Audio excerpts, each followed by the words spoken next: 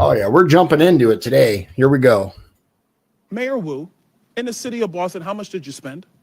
We don't ask about immigration status and delivering city You don't services, ask so about we how don't much have money that the city number. of Boston has spent on illegal immigration? We Are you don't out of your distinguish mind? between immigration status. Do you as manage part your of our budget city or not, policies. Mayor Wu? That is how we keep Mayor our city Wu, safe. do you manage we your have budget the or not? numbers to prove it. I manage my budget. I have a AAA bond rating dating back 10 years. So to the city of Boston, budget. just understand that your mayor does not care how much of your resources she has spent on people who are not citizens The city of of Boston the city of is Boston. sick of having people reclaiming my outside time. Boston Mr. telling Beer, us. Wow. The sheer blinders that are on to public opinion on this matter is stunning. The people are sick of it. I will say at least Mayor Adams from New York, right? I haven't seen the whole hearing, but I have heard him speak when he's talked about the policy shifts and the overwhelming number of illegals that came into New York City. At least he seemed to adopt a conciliatory tone. Okay, maybe I didn't do the best on this, right?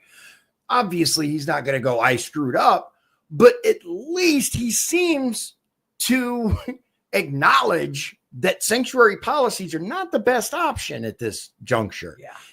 These other people refuse, absolutely refuse. So they don't care. Yeah, they just don't seem to care at all. This individual shows up with ash on her forehead. What kind of gimmick is that, man? It's, to be fair, it was Ash Wednesday. But you don't wear it all day. Okay. Do you? I mean, I was Catholic when I was a kid. That's all I know. I don't see people walking around with it on their forehead all day, especially when you're going in front of Congress. Fair point. I mean, just anyway. That said, so Congress called a hearing and demanded that the mayors of various sanctuary cities, including Boston, New York, Chicago, and was it LA? It wasn't LA. Somewhere else, possibly. We'll find out more. But Denver. That's okay. So these are kind of four of the most notorious. I mean, California is California. LA kind of fits in with California, but these other cities are in otherwise fairly, at least purple areas. Oh, they're mostly they're heavily Democrat. The cities themselves, yeah. The cities themselves are very, very blue, right? But like the state of New York, in upstate, they're Republicans, dude. True. Same thing with Illinois, right? Illinois, for example, we've talked about these counties that want to join Indiana. Most of Illinois, I won't say most. Illinois itself is very similar to Indiana, with the exception of Chicago. That's just how. Yeah, you go down state, it looks a lot like Indiana. It does. I mean, it's almost virtually indistinguishable in places. Yeah. So it's not like there are hammers and sickles, showing you're entering contested territory when you leave Indiana. It looks the same. It does. But Chicago is responsible for a lot of the crime in Northwest Indiana. People who either come to Indiana fleeing the police in Chicago, constantly 80, 94 accidents from that, arrests from that, etc. But anyway. And I work at a retail, and we see a lot of people coming from Chicago stealing. That's a problem. Oh, yeah, that's actually a really good point. And they learn quickly that it's a different story here, don't they? They do. Yeah, I'm sure they do. I'm sure they learn real quick, but I'm supposed to just get away with it. Yeah, you're in another state, dipshit. It doesn't work that way here. So they had this hearing, and the justifications that we heard from these so-called mayors as to why things were the way they were with the sanctuary policies are it's an emotional response. It's designed to tug at your heartstrings. These are people, right? The whole argument for illegal immigration is these aren't criminals. These are people who just wanted a better life. And we could talk all day about how I'm sure some do, and I'm sure the majority of them are good, which is fact. The majority of all people are good. Otherwise, we'd live in uncontrolled chaos. But we can't have the whole world. We do not have the resources to care for every single person in the entire world. Exactly. Look at the EU and various countries in the EU who have been destroyed by unchecked open borders. Yeah, we can't have open. We can't have that. No. We cannot have that here. And the American people voted overwhelmingly in agreement with us that that's not okay. So this is a very interesting hearing. It is almost 6 hours long. And I Excuse me, got 5 hours, 17 minutes. And I got down to an hour. Yeah. Shawn got us an hour of timestamps out of an over 5 hour hearing. So very well done. I wanted to show you that real quick because that's the type of adversarial attitude that these congressmen are dealing with many of these so-called mayors. All right, we're going to jump in. Our first clip is from Representative Comer. The chair. He's the chairman of the House Oversight. Okay. Chairman of the House Oversight Committee. Go ahead. He's from Kentucky. Kentucky. Okay. And this kind of just sets the stage. So let's get comfy here. And here we go. Good morning and welcome to today's full committee hearing on sanctuary cities with the mayors of 4 American cities. You can tell he's from Kentucky. Good morning. Yep, he's from Kentucky. I got a problem with saying fur instead of four, right? My wife just yelled at me the other day because I'm originally from Louisiana. And when I came up here, I had a very thick Southern accent. And that's like one of the holdovers is I just say fur instead of four. It's one of those things, you know, but you can hear it in his voice. You could tell he's from the South. He's from on sanctuary cities with the mayors of 4 American cities: Boston, New York, Chicago, and Denver. Over the past 4 years, the Biden administration created the worst border crisis in American history. The Democrats said that President Biden did not have the power or the money to stop the flow of illegal aliens at the southwest border. President. Turns out the only thing President Biden did not have was the willpower. That's true. In a few short weeks, President Trump has proved what we all know to be true. The Biden administration could have stopped the crisis at any moment. Yep. If only they had the courage to enforce the law. Since President Trump assumed office, illegal entries at the southwest border have plummeted.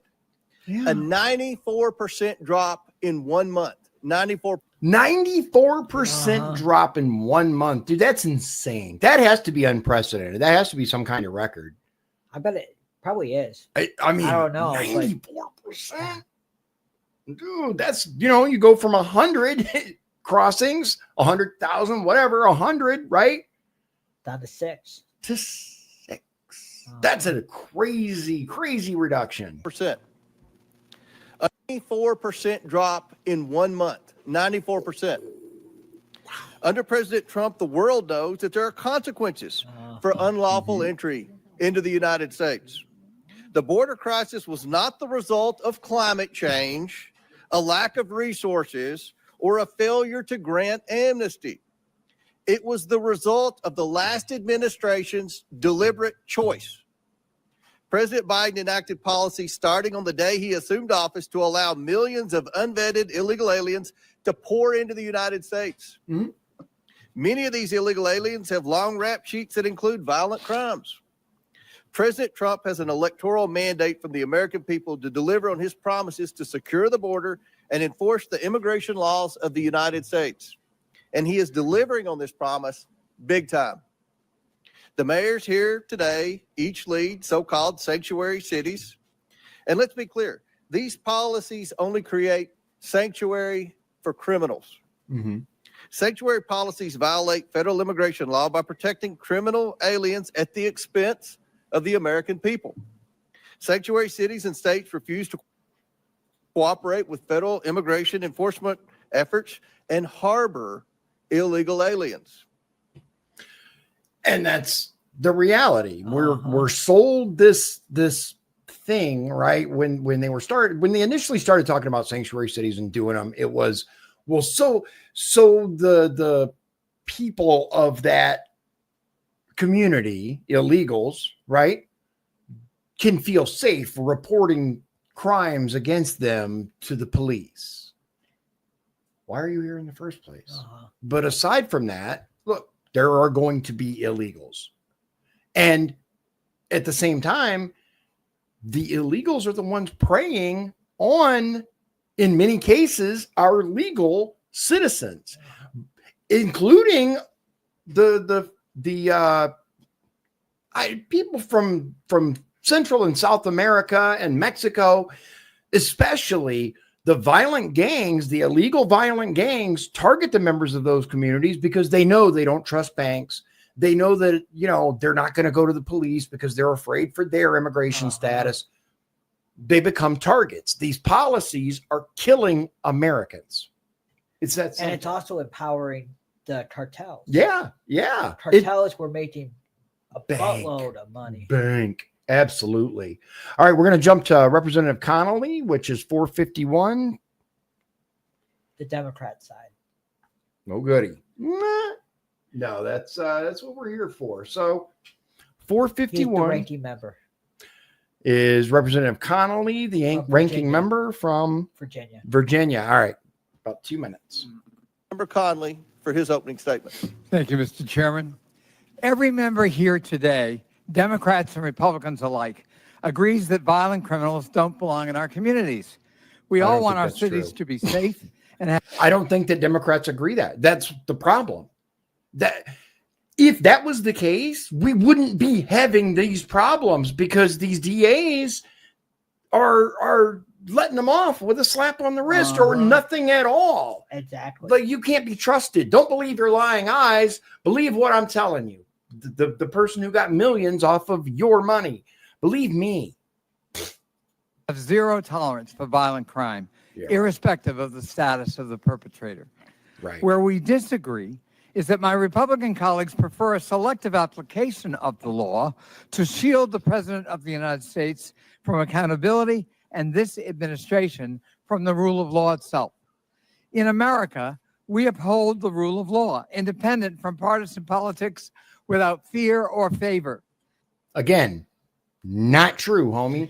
No. It's just simply not true. Betraying those convictions, President Trump's Department of Justice has tried to force the conditional dismissal of very serious charges against one of our witnesses here today, in exchange for that witness's total and complete submission to the radical immigration agenda being propounded by the administration.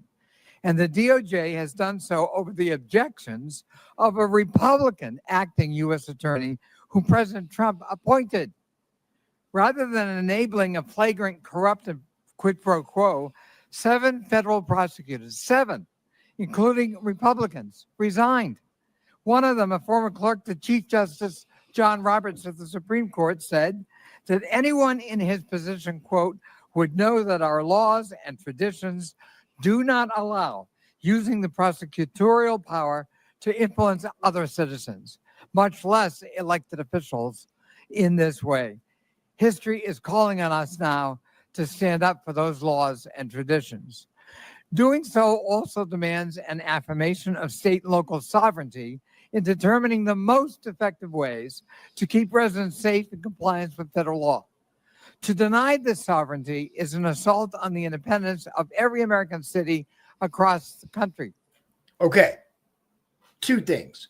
Number 1, it's interesting how when it comes to the power of the federal government versus the power of states and cities, the Democrats are all about states and cities being independent when it comes to sanctuary cities. However, when it comes to your Second Amendment, the one thing codified in the Constitution is they don't give a damn, right? Shall not be infringed. They don't give a damn about that. I used to try so hard to see things from their point of view.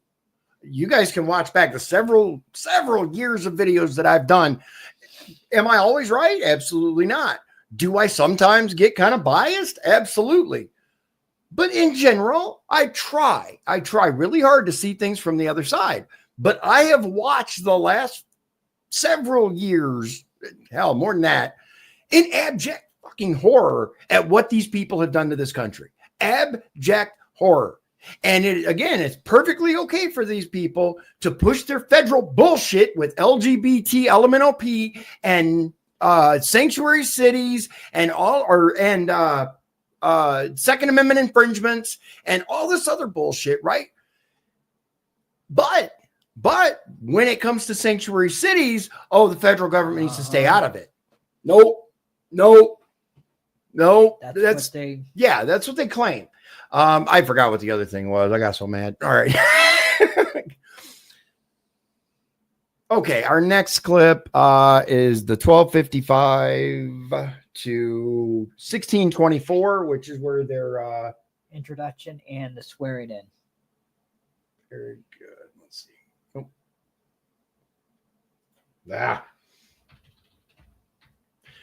When there's like 5 hours plus, like just moving the cursor a tiny little bit makes it move a lot. So, all right.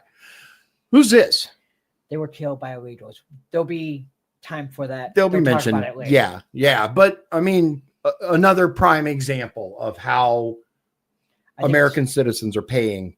If I remember right, he was killed by the illegal. Fair enough. All right, give me just one moment. Thank you, Mr. Higgins. I'm very pleased today to welcome our outstanding witness panel, the mayors of 4 major American cities. First, we have Mayor Eric Adams, who's an outstanding mayor of New York City. He was sworn into office on January 1st, 2022. We have Mayor Mike Johnson, who's the mayor of the city and county of Denver. He was sworn into office on July 17th, 2023. I now recognize Representative Krista Morte from Illinois for 1 minute to introduce our next witness. Mr. Chair, I'm pleased to introduce Brandon Johnson, mayor of the greatest city in the world, namely Chicago, a city that was built by generations of immigrants, people like my parents and myself. It could be a great city. Mayor Johnson was raised in Elgin, Illinois, which I'm proud to represent in Congress. The mayor was one of 10 children born to Andrew and Wilma Jean Johnson. His parents inspired him to become a teacher in the Chicago public schools and then later to run for office. Mayor Johnson won his first race for Cook County Commissioner in 2018 and later became mayor of Chicago in 2023. Mayor Johnson has dedicated his life to public service, and I'm pleased to welcome my fellow Illinoisan to the United States House of Representatives and to the Oversight Committee. Welcome, Mayor. I now recognize Representative Presley from Massachusetts for 1 minute to introduce our next witness. Thank you, Mr. Chair. I'm proud to introduce Mayor Michelle Wu, a dedicated leader committed to making Boston a welcoming home for everyone, and the first woman and person of color to be elected mayor of the city of Boston. For over a decade, I've had the privilege of working alongside Mayor Wu and witnessing her dedication to public service firsthand.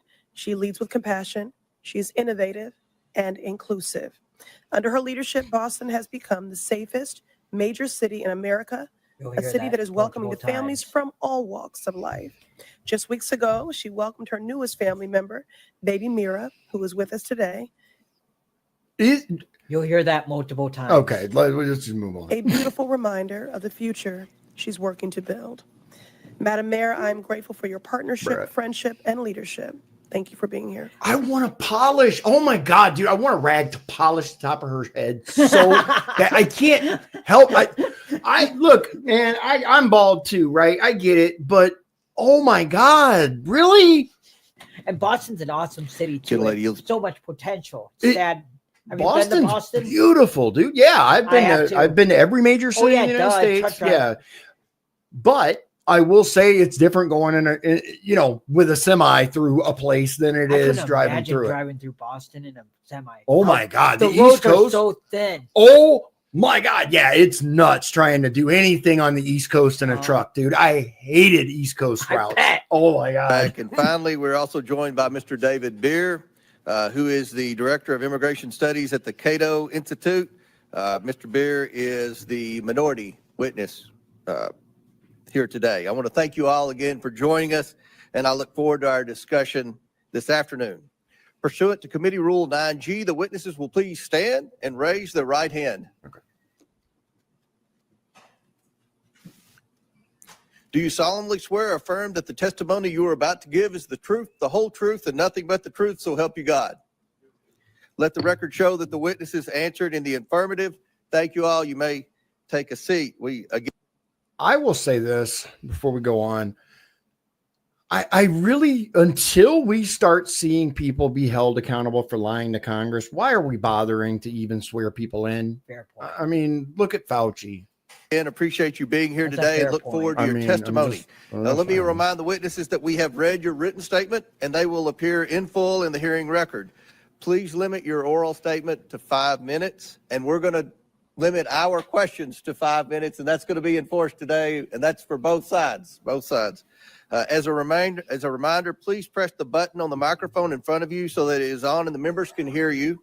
When you begin to speak, the light in front of you will turn green. After 4 minutes, the light will turn yellow. When the red light comes on, your 5 minutes have expired, and we would ask that you please wrap up. Okay. We're going to go right into. And one more thing. Yeah. I edited it out and stuff, but there's 80 congressmen who's had time done this, so that's why it was 5 hours. Wow, that's a lot. Yeah. So a lot of people took their chance to say what they wanted to say or ask what they wanted to ask. Let's put it that way. All right. This is huge, guys. Like, this is Forbes. Yep. It's called Must Watch Sparks Fly as Lawmakers Grill Sanctuary City Mayors in Contentious Hearing. If you want to go watch the whole thing, I urge you to, if you have, over 5 hours that you can dedicate. Otherwise, thankfully, Shawn has compacted it to an hour and gets, I would say, the vast majority of the salient points that are covered in this. All right, here we go. We're going to go right into Mayor Adams of New York. And one thing I want to say, maybe he brings it up, but just briefly, that's what it was. The Democrat guy who was yelling Connolly when he was talking about the Justice Department and people resigning over the manipulation of witnesses and all this stuff. He's talking about Adams. He's talking about Mayor Adams was charged under the Biden Department of Justice. I don't care who appointed who. Like we've seen, people appointed by Trump can be pieces of garbage. People appointed by Biden can be great human beings. I suppose it could happen in an alternate universe. I don't know for sure, but they tell me there's evidence of that. I don't know. However, Adams and a number of other people say that the initial charges were politically driven. Period. End of story. And it's odd because these charges only appeared once he started talking about the volume of illegals that were showing up in New York. And when we can't handle this, and he says the Biden administration contacted him and told him to shut up. And he would not. And he wouldn't. So we've seen what they're capable of. That's all I'm going to say. Now recognize Mayor Adams for his opening statement. All right. Good morning, Chairman Comer, Ranking Member Connolly, and members of the committee. As mayor of New York City and a former police officer for 22 years, keeping New Yorkers safe is my top priority, and it has been our administration's North Star. When I entered this role, my job was to help our city recover from the negative effects of COVID. Most importantly, to bring down crime. As a result, overall crime was down across New York City last year, and we have now had 3 straight months of double-digit declines in major crimes.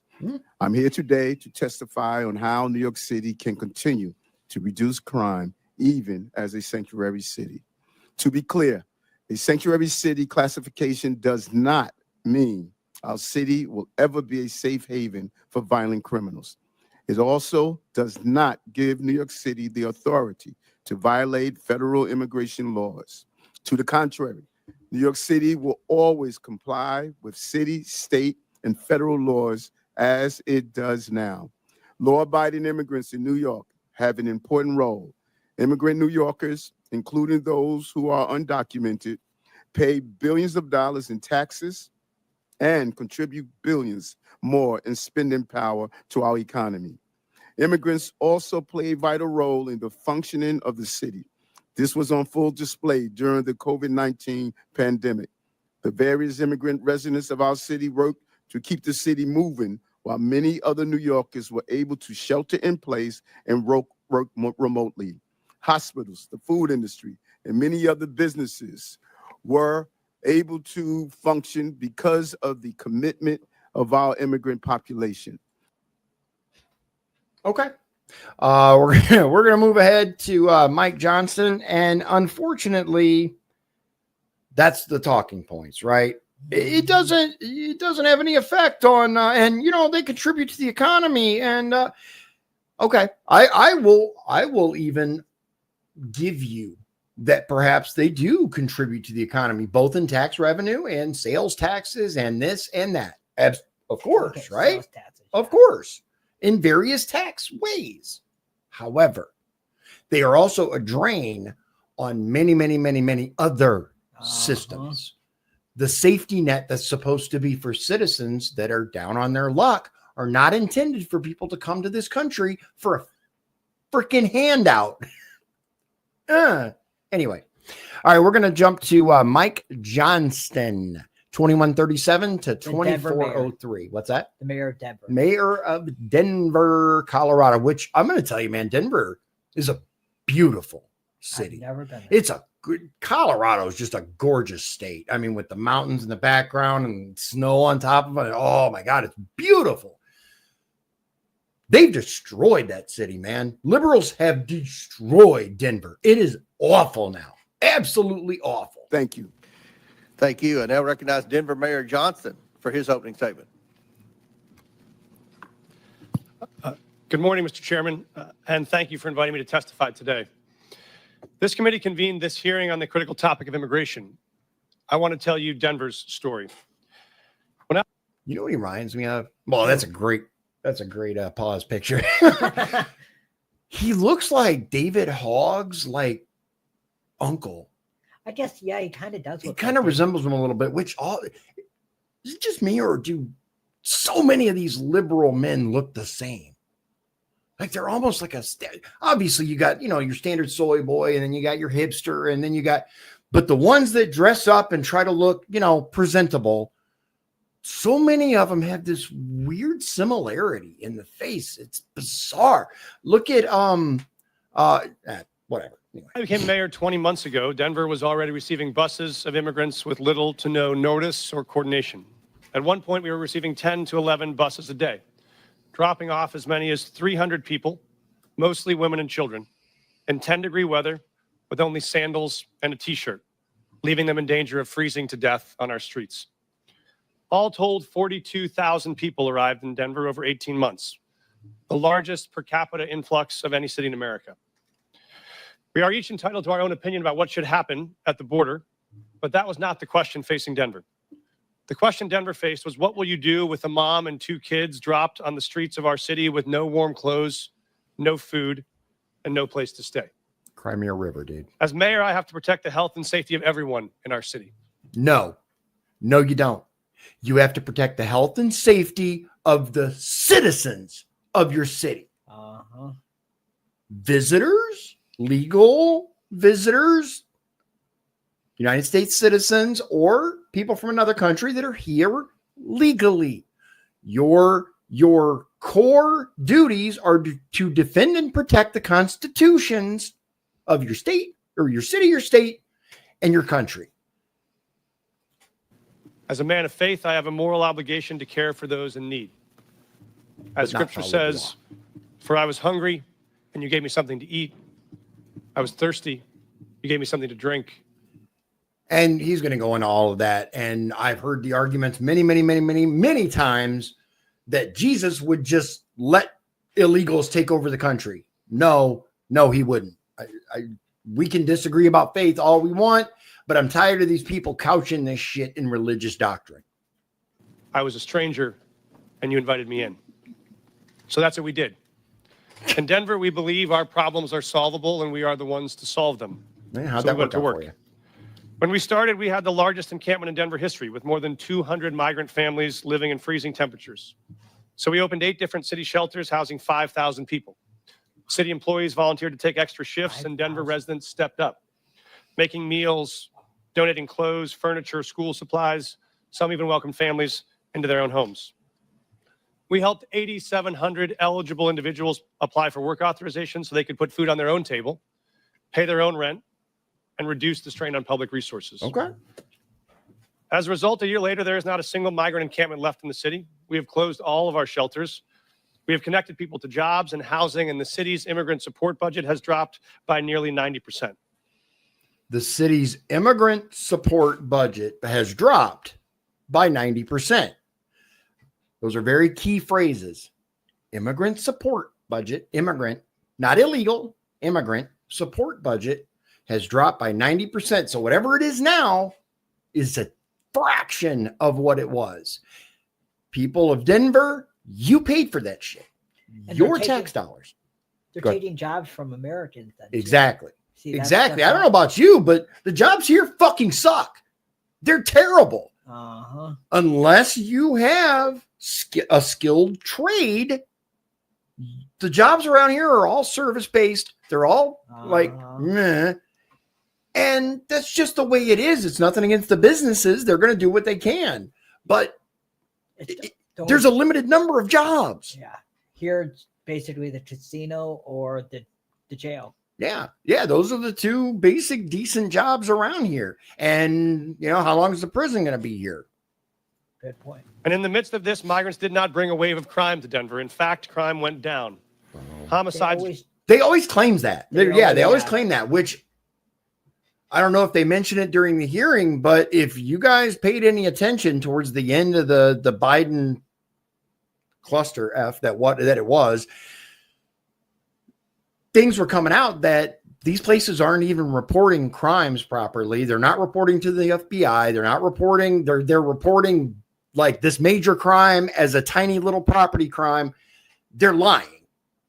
They're lying. And the wild part is apparently it's not required to report these to the FBI, but it's strongly encouraged. And I'm pretty sure that they don't want those reports to be reported so that they can say their talking points that crime did not go up. Crime went down. Crime went down. All these illegals are good people as they're carrying guns in these apartment complexes and kicking in doors.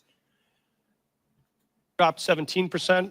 Shooting victims. I tell you what, you try that 44%. shit here in Indiana, anywhere other than Indianapolis, your ass is not going to take over that apartment complex. Gary, Ain't gonna happen. I'm They just probably be successful in Gary. Yeah, I'm just saying. I don't know if you guys see that, but yeah, that's how it's Indiana, man. I mean, back it up a little bit. And in the midst of this, migrants did not bring a wave of crime to Denver. In fact, crime went down. Homicides dropped 17%.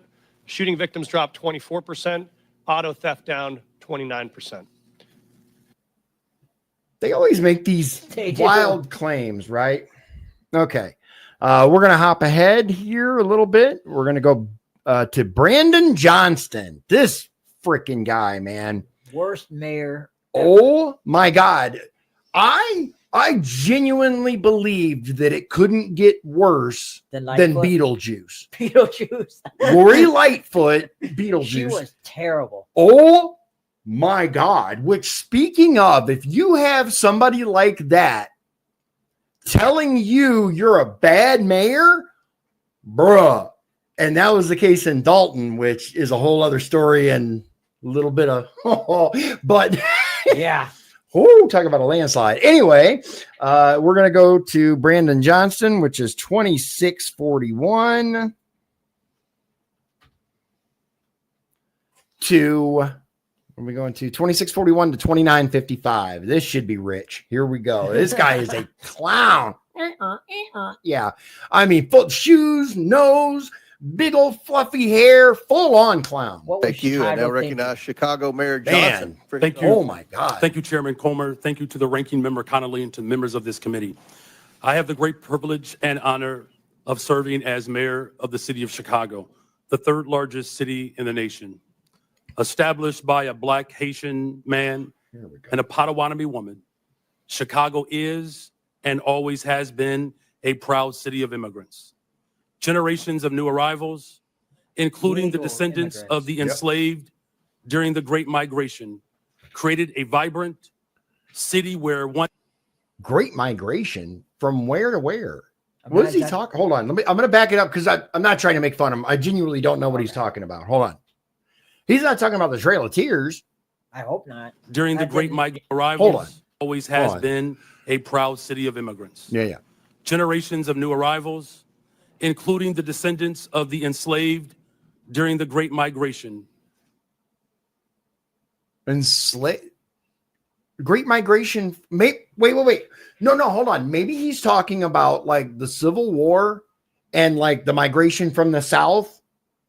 I genuinely don't know, guys. So like, I'm don't. not sure what he's talking about. Yeah, I don't either. Maybe I'm going to give him the benefit of the doubt and say maybe that's what he's talking about. That might be Because that could be. I know that like post Civil War, the freed slaves did travel. Like, I don't want to get the fuck out of there. I get it, man. See ya. I'm out. Right. Plus, it's hot. It's hot down there. Woo, it's a whole new level of heat. created a vibrant city where 1 in 5 residents is foreign born.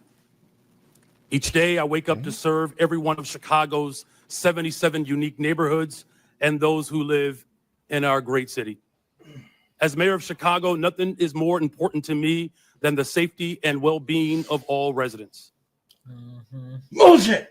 Yeah. And since I was Yeah. elected, my administration has been laser focused on creating and implementing public safety initiatives that protect all Chicagoans. Yeah, that's why the people who elected you have turned out in record numbers to call you a liar to your face, to call you some not so nice words to your face. The very people who champion getting you elected, I might add, specifically South Side Chicago people are done with him, man, because he was giving all their money to the illegals. Like, dude. We launched the People's Plan for Community Safety, which builds trust between communities and law enforcement by prioritizing transparency and violence intervention. We established a dedicated robbery task force that reduced robberies by 25% citywide. You're full of shit. I don't know.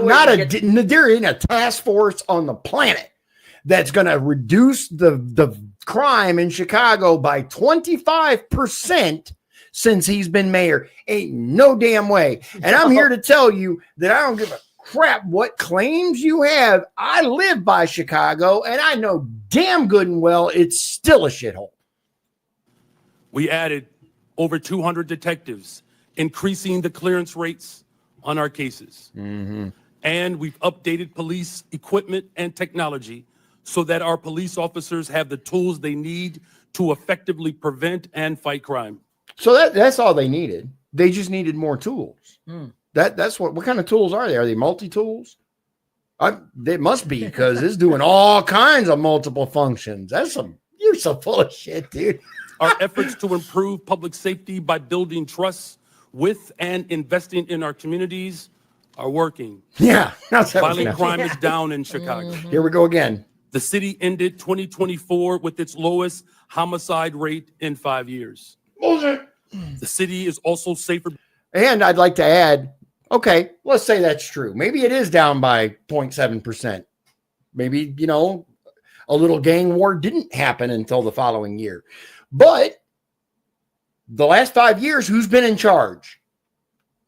This dipshit and Beetlejuice. Because of our welcoming city ordinance. That law makes sure that the city's police resources are focused on our local priorities. In fact, the 40 years of Chicago's leaders have recognized that our policies toward civil immigration matters help to prevent and solve crimes. Put simply, any actions that amplify fears of deportations make Chicago more dangerous. Those fears cause witnesses and victims to avoid cooperating with police. The cooperation of all people, regardless of their immigration status, is essential to achieving the city's goals of reducing crime and pursuing justice for victims. When there is trust between city's residents and the police, undocumented immigrants come forward to report crimes to local law enforcement and provide information that helps the police solve those crimes. And now, I know there are myths about these laws, but we must not let mischaracterizations and fear-mongering obscure the reality that Chicago's crime rates are trending down. We still have a long way to go, but sensationalizing tragedy in the name of political expediency is not governing, it's grandstanding. Okay. Okay. All right. So that's Oh boy, the next one. All right. Boston. Yeah. So, real quick, and I'm gonna leave the Chicago thing alone, at least for now. Guys, I used to love going to Chicago. Oh, yeah. Dude, it was so fun. Like, you go to Millennium Park, look at the Bean, you do like all the stuff in Chicago. Go to the shops, go to the museum, go to this, go to that. I don't even go to Illinois anymore, much less Chicago. Hell no. If I can't find it in perfect example. So with all the stuff going on with Doge and all that stuff, right? And these crazy sumbitches setting fire to Tesla dealerships, I decided, you know what? Let me go check out a Tesla, because I never really gave it a fair shake, you know? And we do got the charging station right here in Michigan City, right up by Meyer. Oh, yeah, we do. Yeah, it's Okay. You don't think about it, right? If you're not in a EV, but right there at Meyer, there's a nice row of the superchargers. I was like, okay, all right, you know what? Let's go check out. All right, where's a tech? I could have sworn there was a dealership in Schererville. No. The only dealerships in this area are in Illinois, all by Chicago. And then there are like a couple in Indianapolis. Nope. No. So I can either go into Commie Land or I can drive 3 hours. I don't like either one of those, honestly. I maybe there's something in Michigan, possibly. I don't know. I might go to Michigan, but I'm not going to Illinois, dude. Not even to look at a Tesla. Refuse. Their laws are ridiculous. Every violent crime is Oh, yeah. Cry me some more. All right. So 30. Here's the thing about that I want to say really briefly about this whole sanctuary city thing, right? The initial idea behind the sanctuary city policies, movement, call it whatever the hell you want, was that the cops are not automatically going to call immigration on you. If you're here illegally, you can cooperate with the police without immediately being deported. You don't have to worry about that.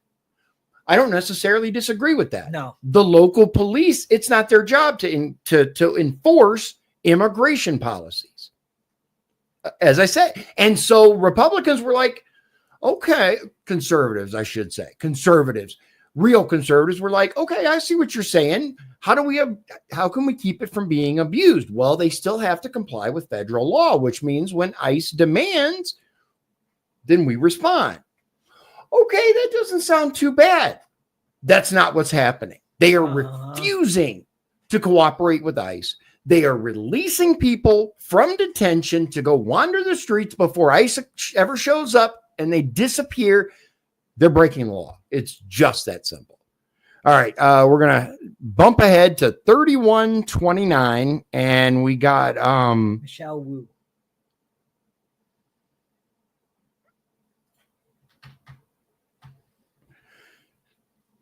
This chick's a trip, dude. She is a trip. Recognize Boston Mayor Wu for her opening statement. Thank you.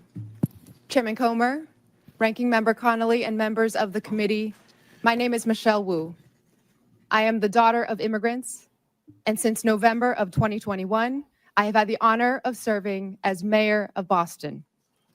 I'm gonna tell you, these places have got to stop their DEI mayor elections, man, because these people are just destroying these once amazing bastions of American exceptionalism.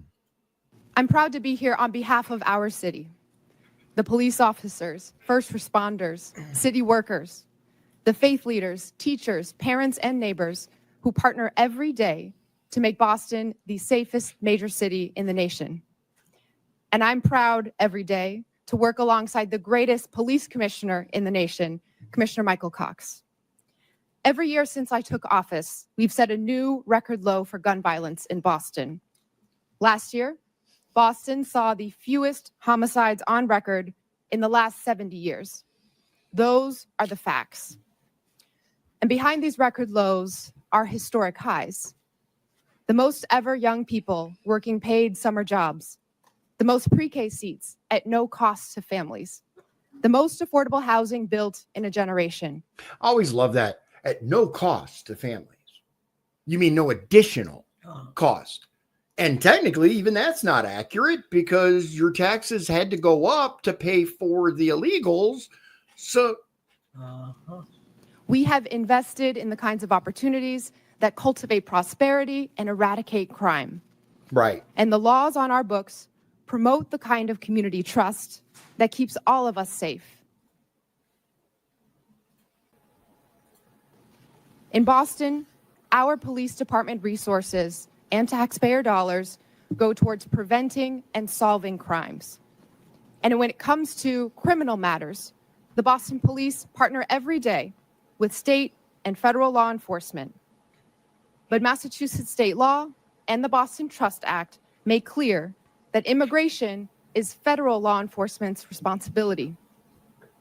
We are the safest major city in the country because our gun laws are the strongest in the nation, because our officers have built relationships over decades, and because all of our residents can trust that when they call 911 in the event of an emergency or to report a crime, help will come. This federal administration's approach is undermining that trust.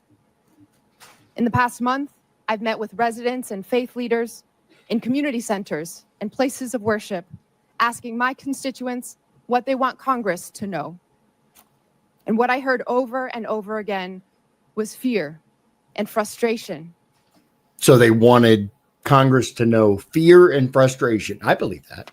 I spoke with pastors whose pews are half empty on Sundays, doctors whose patients are missing appointments, teachers whose students aren't coming to class, neighbors afraid to report crimes in their communities, and victims of violence who won't call the police. This federal administration is making hardworking, tax-paying, God-fearing residents afraid. Residents, not citizens. Residents. Yeah, she said residents. Just saying, our government is not here for them. They are here for me, for you, because we're the ones who built and paid for this shit. Not these people. I love immigration, dude. All of us came from somewhere. Legal. Live their lives. A city that's scared is not a city that's safe. A land. But I thought you said you were ruled by fear is not the land of the free. Next month, Boston will celebrate 250 years of our nation's freedom. And in every one of those years, Boston has welcomed the world to our shores. Okay. I'm not sure how much of this I can stomach. No, look, it's ridiculous. All right. 3655. He's from the Cato Institute. From the Cato Institute. This should be interesting. David Beer, B-I-E-R. Here we go. The Cato Institute's half-century of independent research demonstrates that people of all races, religions, and birthplaces can thrive in a free society.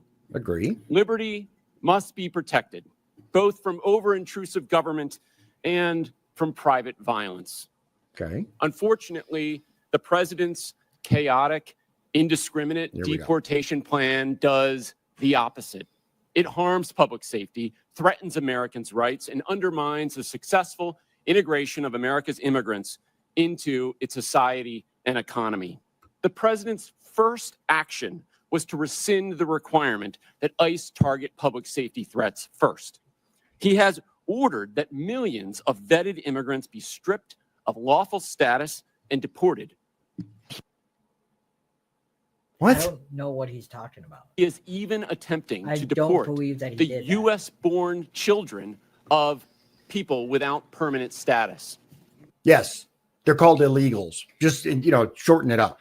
And it's only gone after those who are the criminals so far, like actually done violent criminals. Right. I haven't heard of anybody. So here's the funny thing, right? Have people been deported whose only crime was crossing illegally? I'm sure they have been. But as Tom Homan said, our focus are the violent criminals. If they happen to be hanging out with other illegals, we're not just going to let them go. They're here illegally. Hello? Something that should have been happening all along. This flagrantly unconstitutional act effectively orders a series of crimes, wrongful arrest and imprisonment, civil rights violations, and unlawful deprivation of voting rights. Never before in American history. He just said. He just said what I thought he said, right? Okay, Voting so I just rights, wanted to make sure. Yes, in case you guys missed it, he's talking about voting rights for illegals because that's always been the plan. Has a president sought the power to strip potentially tens of millions of Americans of their constitutional rights? The president is also. You guys don't give a shit about constitutional rights, not even a little bit, because I don't see nobody from the Cato Institute standing up to talk about the infringements against the Second Amendment. So sit down, shut up. This guy looks like a Delbert to me. What do you think? Just the whole, he's very Delbert or Leonard. He gives that kind of a vibe. Okay. I'm just saying. You guys may or may not know what I'm talking about. I had a friend named Delbert, and he radiated this energy. Explicitly asserting the authority to ignore any law passed by you, Congress, that provides due process for people accused of being in the country illegally. The administration has repeatedly misled you and the public about who it is targeting. Okay. Stating it would focus on public safety threats, that only the worst of the worst would be sent to Guantanamo Bay, and that every person it had arrested had a criminal record. We now know that most ICE arrests since the inauguration have been of people without a criminal record. Indeed, he is arresting people who entered legally, never violated any law, and sending them to Guantanamo Bay prison. It is no surprise in this lawless environment that many people and many cities simply do not trust the federal government on immigration. That is a problem. But under our Constitution, states determine their policies. Congress cannot force them. That's not accurate. That's not even remotely accurate. If that was the case, then no gun laws would apply. Like from the federal level. Even if you focus that okay, he just misspoke. He's just talking about immigration. Also, not true. The Supreme Court has ruled that the federal government is in charge of immigration policy. Right. And can enforce it as such. He doesn't know what he's talking about. Yeah, this guy has no clue what he's talking about. He's lying. What's that? Or he's lying. Well, that's what I was going to say. I was willing to kind of go along with a little bit of what he was saying. Like maybe he's saying things that I'm not aware of, but that are accurate. But this I know is bullshit, which calls into question all the other garbage he was saying. Must reestablish trust. Unfortunately, some members of Congress want to force an indiscriminate policy of mass deportation on the entire country with no public safety focus. If Congress wants more cooperation, it should address the concerns of these cities. We don't care about the concerns of these cities. We care about the concerns of the American citizens in those cities. And they overwhelmingly across the nation said, we don't feel safe. We need a new president. We need new Congress, new House. Dude, it was a Republican landslide, top to bottom. There were like a handful that didn't win. There was like one in LaPorte County that didn't win. Everybody else, like it was a sweep. What do you call it? Mandate? What Congress had a mandate. should do? Mandate. Yep, it was a mandate. All right, this guy. Hold on. That what Congress should do is reestablish trust. Yeah, I don't think you know what you're talking about. We're going to jump ahead to Representative Comer, 4212.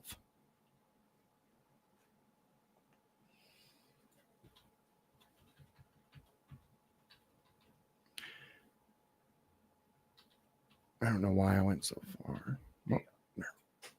All right. Witnesses, I'll recognize myself to begin questions for 5 minutes, and I have limited time, so I want to start with a simple yes or no question, and I'm going to hold you all to that because after the first question, then we'll allow for a little more time. But Mayor Johnston, in 2017, Denver prohibited city officials, including corrections officers, from assisting and cooperating with any investigation, detention, or arrest procedures related to federal immigration laws. The city also stated that federal immigration authorities shall not be granted access or allowed to use the secure areas of any city or county jail.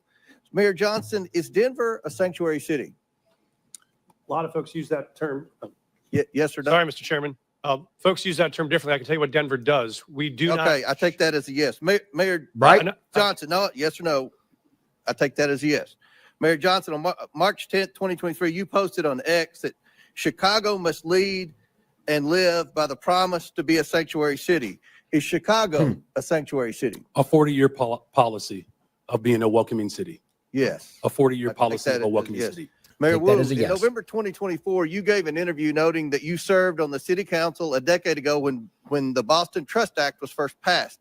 You said in that interview that in terms of Boston's policy, there is a prohibition on resources and personnel going to enforce civil immigration detainers, meaning Boston police and other departments cannot cooperate with ICE when it comes to detaining on civil warrants. Mayor, is Boston a sanctuary city? Boston is a safe city. I take that as a yes. And Mayor Adams, on November 12th, 2024, you said, quote, this is a sanctuary city, but I must comment that you have, of the witnesses today of the major cities, you have publicly stated that you will. Thank you for that. But my question to you, sir, is New York City a sanctuary city? Based on our classification, yes. Okay. Last year in a Boston suburb, an illegal alien raped and impregnated his 14-year-old daughter while living in a shelter for illegal aliens. That's terrible. Mayor Wu, under Boston law, would you turn this criminal over to ICE on a detainer? Nope. Whenever there's a criminal warrant, Boston police enforce that and hold people accountable. So would you turn that criminal over to ICE? This happened outside the city of Boston, but I can tell you in the city, whenever someone commits a crime, whenever there's a criminal warrant, we hold them accountable. If ICE deems that they are dangerous enough to obtain a criminal warrant, and the Boston police will enforce it. Will you turn that criminal over to ICE? Yes we or no? Follow the laws, and we make sure that everyone. In Chicago, an illegal alien who is a suspected member of a violent foreign gang who was brought into custody for his potential involvement in a murder. He was released when Cook County declined to press charges. This illegal alien is also facing charges for kidnapping and sexually assaulting his former girlfriend last year. Now he's on the streets. Mayor Johnson, under Chicago law, would you turn this criminal over to ICE on a detainer? Our local law enforcement works hard every day to get criminals off the streets of Chicago. Would you turn that criminal over to ICE? That's the problem. That's one of the topics of this conversation. Right? That's one of the problems we've heard These from people kill me, man. Tom Hammond and from the Homeland Security is that in your cities, when someone's apprehended for a crime and ICE is now with this new federal policy wanting to come in and deport the criminal alien, that you will not cooperate with ICE. Will you turn that criminal over to ICE? And we do not harbor criminals. Our local police department works hard every single day to ensure that the city of Chicago is yes safe. or no? Will you turn the criminal over to ICE? With a criminal warrant from the federal government, our local law enforcement repeatedly collaborates with federal agents. So you're saying publicly today, you will turn that alien over to ICE in a safe place like a jail and not turn him out on the street and say, here you go, ICE, good luck. You will turn that criminal over to ICE. With a criminal warrant, as we have done for 40 Should years. that criminal be turned over to ICE? With a Mayor? criminal warrant, they are subject to the federal laws, and that includes deportation. My time has expired, but again, What? Yeah. How hard is it to have someone go, somebody committed horrific crimes? Would you turn them over to law enforcement? And you to look at them and go, absolutely. Why is that so hard? I don't know. Oh Can my you God. believe these progressives? No, I can't. It's insane, dude. All right. So we're going to move to Representative Connolly, which is the minority member, right? the ranking member. Ranking member. From Sorry. Virginia. So the ranking member and the chairman is the majority party, Yep. and ranking member is the minority party. Okay. So 47-42. And it is, I mean, you got heard. Thank you. Mayor Wu, I quoted Tom Homan, the so-called border czar, saying that he wanted to bring hell. He was bringing hell to the city of Boston. What did you understand him to mean by that? Let's talk about Tom Homan. Oh, good. Shame on him for lying about my city, for having the nerve to insult our police commissioner who has overseen the safest Boston's been in anyone's lifetime. Bring him here under oath and let's ask him some questions. I am here. Do you have any idea how many times Tom Homan has been under oath in front of Congress? Yeah. I lost count. A lot. I kind of got tired of seeing him on like all the time in front of Congress, all these viral clips, because that was the man who would not shut up about how bad the situation was at the border. Over and over, he stood fast against these straight up evil people who cared more about votes than they did American lives. Bring him here. Oh, girl. To make sure that the city of Boston is safe. Others may want to bring hell. We are here to bring peace to cities everywhere. Mayor Johnson of Denver, what would your reaction be if Tom Homan wants to bring hell to your city, Denver? We think that we have folks in Denver who are working hard, playing by the rules, paying taxes. There is no one that is seeking hell to come to Denver. What people are looking for is opportunity and hope. And for the record, he can do whatever he wants to do, I guess. But the fact of the matter is you absorbed on a per capita basis the largest immigration a year or two ago. And you indicated that your crime rate actually fell. It didn't increase. Is that correct? That is correct. Crime is down in Denver. We have homicides down 17%. Violent shootings are down 24%. And in Boston, I'm sorry, I've got limited time. Mayor Wu, same thing in Boston. The Boston crime rate has been falling, correct? We had 24 homicides last year, 24 too many, but that represented a tremendous reduction, one of the biggest drops anywhere in the country. Thank you. So the correlation between immigration and crime is false, as you point out, Mr. Beer. Perhaps you can elaborate that. I find it ironic that They're lying. Don't believe the facts. Believe what we tell you. That's what it's all about. Okay, so jump ahead to Boebert. Good old Boebert from. Watch this one. Okay, so 52-32. Gets heated. All right, you guys want the viral moments? Here they are. We're in the mayor of Colorado. Guys, you can just look at this guy. Look at this guy. And I'm not somebody who makes fun of people's appearance. I just want to make sure you understand that. I'm not the most attractive guy, right? Sometimes I'm funny looking, especially with my hair all wispy and my bald spot shining. But look at this. Is this a guy you trust to tell you the truth? Really? I'm just saying. He's been in Washington a long time. He's been in Washington a long time, man. I want to see 30 years. Oh, my goodness. Bruh. All right. Here we go. Yield back. Yield back. Chair recognizes Ms. Boebert from Colorado. Thank you, Mr. Chairman. Mayor Mike Johnston, I hope we could start off on a level field of agreement here. So in your testimony, you said that locals were asking Denver what will you do?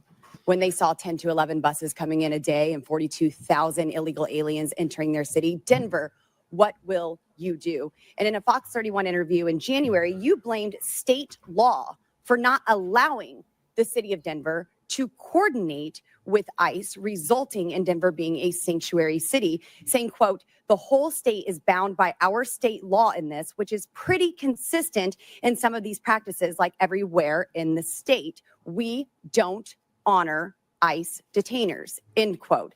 I've demanded Governor Jared Polis and the Colorado State Legislature to repeal them. Douglas County has led on a lawsuit to get those laws repealed. So, Mr. Mayor, would you join me today in calling and demanding that these sanctuary policies, these Colorado state laws, be repealed? Thank you, Congresswoman. Yes or no, Mr. Mayor? Pardon? Yes or no? Will you join me? I do not believe the detainer law needs to be changed. I can tell you what Denver Okay, so does. you There you go. There you go. Oh, we can't because of state law. Well, would you vote to change that? Would you join me in getting that changed? No, I think it's fine. These people are a joke. They are an absolute joke. This is performing art at this point. It's performative arts. All these people, like, there's no way they really believe this shit. There's no way. Because this is clearly lie, half truth. Oh, yeah, I know I said that, but I didn't mean it. Get out of here. You don't want them to coordinate with ICE, but yet you're blaming the state of Colorado for those policies. It's a statewide law. It's not a Denver law. And you're blaming the state of Colorado for the law, yet you will not call for that law to be repealed. Correct? Yes or no? We do coordinate with ICE presently. I'm happy to tell you what we do on this. We've honored detainer requests more than 1,226 times over the last What about years. before a warrant? There are many issues before a warrant. So if what happens is if ICE has sends us a detainer request, You have local law enforcement officers, Mr. Mayor, who are unable to coordinate with ICE to even get the initial warrant. They aren't allowed to tell them that they are illegal aliens. So unfortunately, you won't join me in asking for this law, demanding that this law be repealed. So let's keep going. In 2017, Denver passed an ordinance that ensured any city employee who spoke with federal immigration authorities would be fired, among other policies that have led to local and national media outlets to call Denver a sanctuary city. So now let me ask you, would a city employee be fired for communicating with anyone from the EPA? Right now, Congresswoman, our policy is we don't ask people's status. Would any city employee be fired for communicating and coordinating, talking with an agent from the EPA, a federal employee? Not to my knowledge, Congresswoman. What about Health and Human Services? Would they get fired for talking with someone from Health and Human Services? Not to my knowledge, Congresswoman. So they would only be fired for talking to federal law enforcement officers. No, that's incorrect, Congresswoman. This is an ordinance city employees do. Denver passed in 2017, Mr. Mayor. Our city employees do, in fact, communicate with ICE. We do coordinate on multiple things with ICE. For instance, if there is a violent criminal warrant in the city, we do that. We're talking together. Before the warrants, Mr. Mayor. There are issues happening before warrants are issued, and local law enforcement officers are unable to coordinate because there is no warrant. And your ordinance says that a city employee would be fired for communicating with federal law enforcement. So you've been mayor for 600. Here's what it comes down to, right? In order to get a warrant, you need probable cause. In order to prove probable cause, you need evidence. Evidence such as someone saying, yeah, I saw that guy do blank, or I talked to him and blank. Denver made it to where they can't talk to ICE to provide evidence to obtain the warrant. So then they can go, well, if there's a warrant, we can still. It's whoop. Have you ever called for that ordinance to be repealed? We are not unable to coordinate with ICE right now. We're in communication with ICE right now. Only if there is a warrant, but I'm talking prior to the warrant. Right. We wouldn't have a reason to coordinate. Because you don't know if they're illegal, because you are unable to coordinate until there's a warrant. So that's why this ordinance needs to be repealed. I agree. I mean, but, you know. All right, so we're going to jump ahead just a little bit, and we're going to get Representative Lynch. Yep. From where? Massachusetts, Democrat from Massachusetts. Of course. All right, 10907. And it's a shame because, again, Massachusetts used to be incredible too. Dude, I hate the East Coast now. Like, not hate. Hate's a big term. I hate driving semis on the East Coast. I'll say that. I can see why. Yeah. But I don't really like even driving like a personal vehicle, you know, four-wheeler or a cage or whatever little term, you know, different industries or groups have for cars. I can't even stand driving on the East Coast at all anymore. It's awful. It is awful. All right. So 10907 to 11121. Work. You know, I truly believe that if we had a rational and comprehensive immigration policy in this country, if we competently regulated the flow of immigration, if we knew the purpose and circumstances of each immigrant's arrival here, and if every immigrant knew what was expected of them when they arrived, I honestly and truly believe that immigration could be the greatest blessing for our country. Can be. Absolutely. I agree with that. Our world rivals. Here's the problem, though.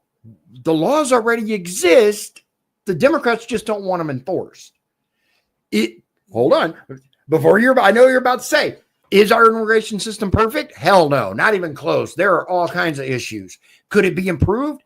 Absolutely. I think there needs to be reform. Oh, there absolutely needs to be reform. We need to tighten some stuff up and loosen up other things. Yeah. Because I have a friend who's married to somebody from England. Okay. Who's trying to come here. Mm-hmm. And the hassle of just being able to have him come here, and he would contribute to America. Right. And he can't come. I think the systems needs to be reformed. I agree. Here's the thing, right? I think there needs to be more opportunities to come here legally for those who want to assimilate. Okay.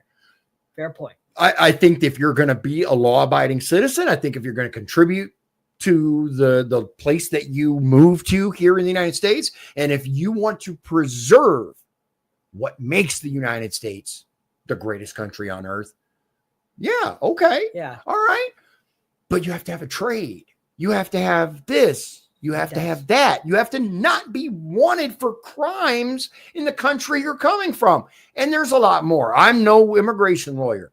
But what I do know is our current system, yeah, it's flawed. But as Trump's showing right now, the laws already exist. They do. To get rid of. We need to secure the border and start completely over. Agreed. China and Russia. No one are world rivals, China and Russia. No one is trying to sneak into China, sneak into Russia. It's because what we offer here as a nation. I guess there is a substantive issue that's at play here. And I want to address that. So under Article 1, Section 8, Clause 4 of the Constitution, it provides Congress, and I'll read the section here, to establish a uniform rule of naturalization. And Clause 18 further provides that Congress has the power to make all laws that shall be necessary and proper to execute its enumerated powers, including immigration. So it appears that Congress has taken up that responsibility in the Immigration and Nationality Act, which they exercise under constitutional writ. On the other hand, we have local so-called sanctuary city laws that at times, so those sanctuary cities laws tend to address local cooperation with federal authorities in your jurisdictions, within your cities. And sometimes it does appear that the sanctuary city laws are defending against the congressional grant of authority to operate in that area. Now, you all, as mayors, and I ask this of the entire panel, you deal with this every single day, and we've heard some of it in your testimony. I mean, is he wrong? in certain respects. All right, our next one is Representative Perry, Republican P-E-R-R-Y, from Pennsylvania. Pennsylvania. Okay, and that is 12526.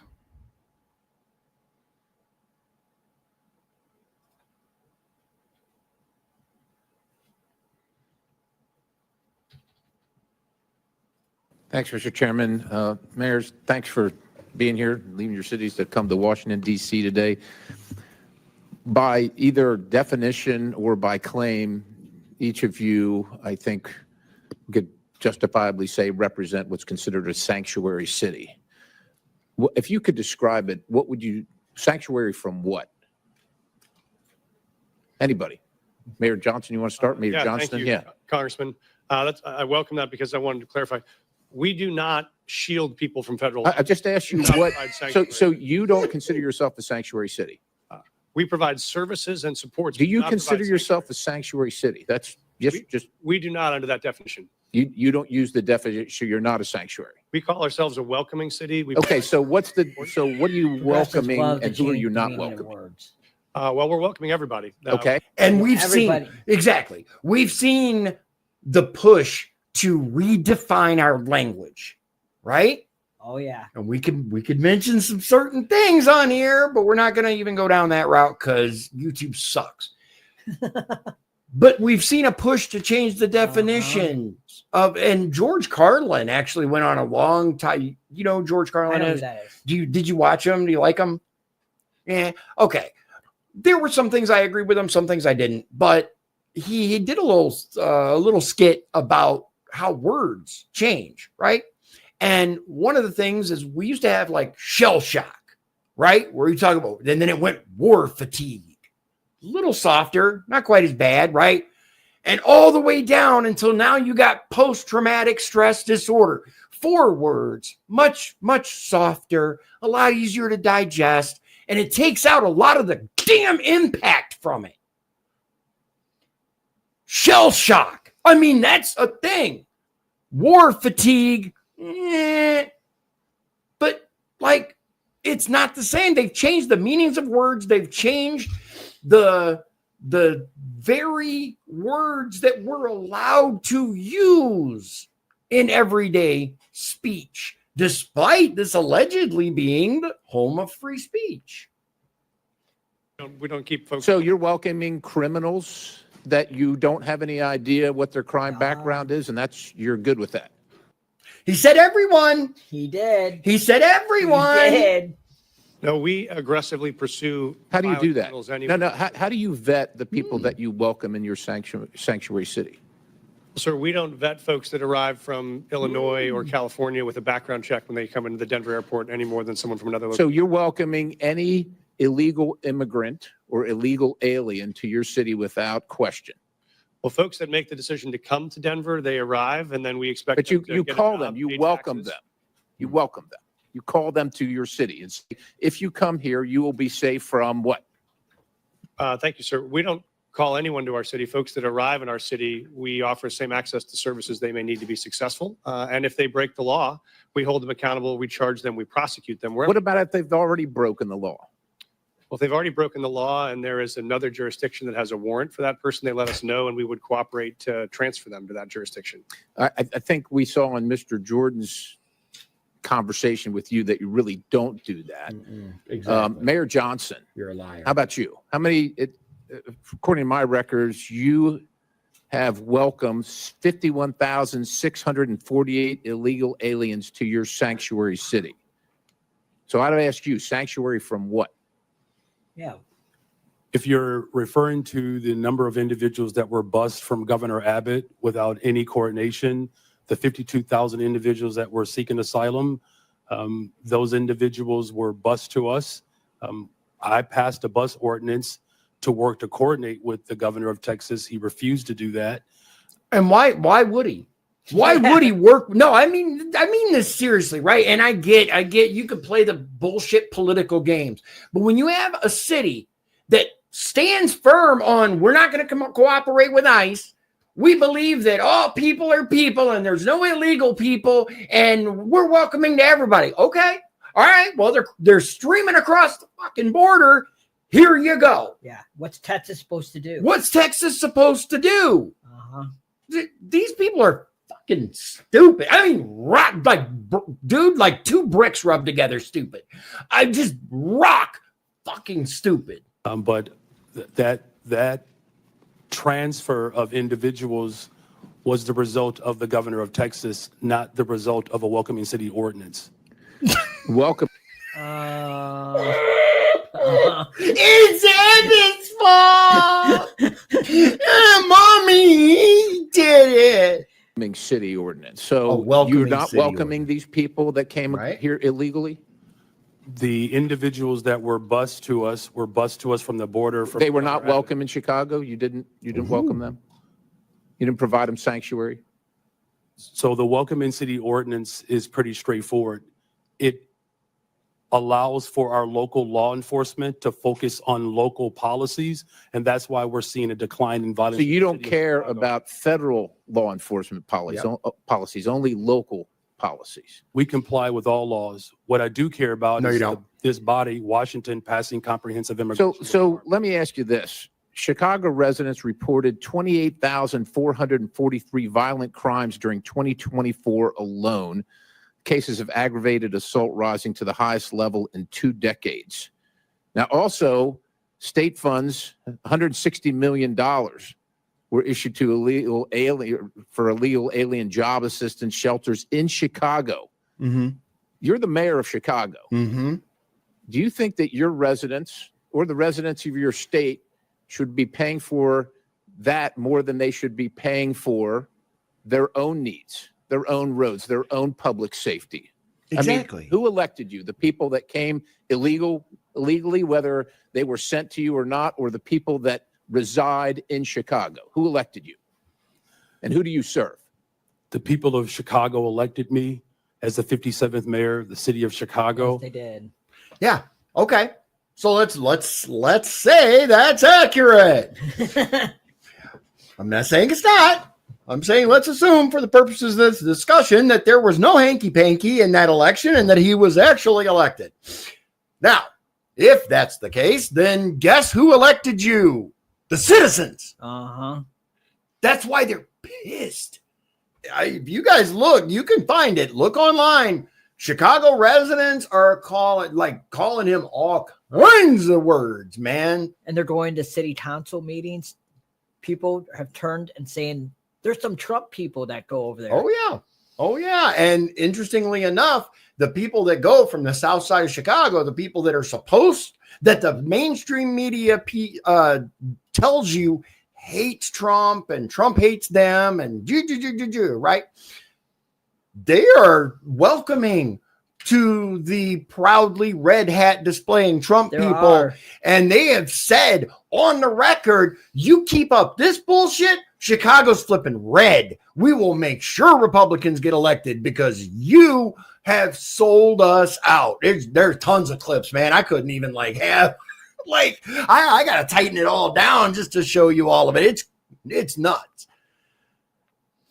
All right. Let's see. Is that okay? So yeah, we're gonna pop ahead to Khanna, Khanna. I don't know who that is. Representative from California. Oh, of course it is.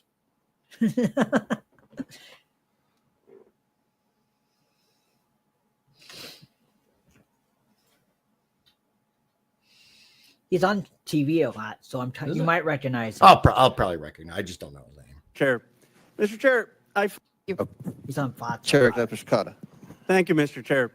Mr. Chair, I find the Republican position in this hearing quite ironic because the Republicans are the party that are always touting local government. Oh, this state dipshit. government, local control. Okay, you've seen him. I've seen not him. having federal overreach. So I want to explore actually one of your favorite topics on the other side of the aisle. Yeah, here's the problem, though. I'm just going to say this before you get started on your. We tried that. We've been begging. We've been insisting on state level. But the Democrats have been steadily, and Republicans, the deep state, the whatever the hell you want, the establishment, whatever, all these pieces of human garbage have been expanding the federal government exponentially year over year over year. That argument is way too old, homie. Like you should have left that back where Republicans tried to do state law for immigration too, and the Supreme Court said that you can't do that. Right, because the federal government. The infamous mask mandates. I know how much you love them. When CDC came out with the mask mandate order of January 29, 2021, they said that we needed to have fines of $1,500 for anyone who didn't wear a mask on a plane or in a public space. And they said that there needed to be referred criminally to the Transportation Authority if they violated it more than once. Which, think about that for a minute. And this is exactly the kind of crap I'm talking about.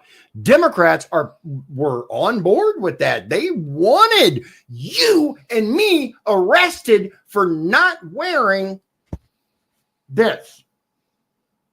That. They wanted you arrested. Arrested. Fuck these people. I have no sympathy for them whatsoever at this point.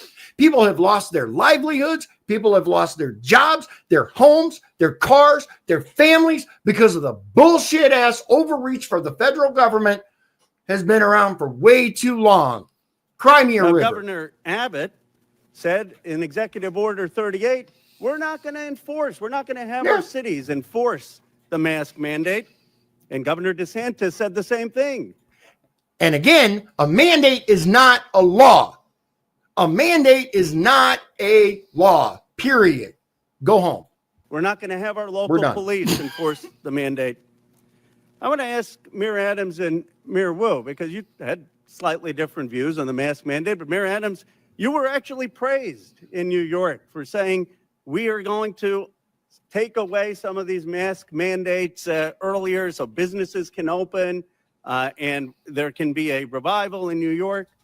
Did you ever, in law enforcement, to your knowledge, enforce the CDC mask mandate and ask your law enforcement to fine people who didn't wear a mask $1,500? What we did was look at the science and looked at how it will impact business. And after issuing warnings in education. But I think it's fair to say, Mayor, right? You never referred anyone to the Transportation Department for prosecution, and you never had local police out there saying we're going to fine people $1,500 with the CDC mandate. The goal was to always ensure that people will carry out the procedure, and we did several education and warning in the process. See, this is what I'm talking about. They're perfectly okay with this. And it was the Democrat, whether you agree, disagree, I have my own feelings, and those who really want to know what they are can look back at my previous videos when I ran for both Congress and state rep. I have my own feelings about marijuana, cannabis, whatever. Federal law is very clear. For years, these lefty states have thumbed their nose at the federal government and said, nope, we're going to do it. And they've been allowed to.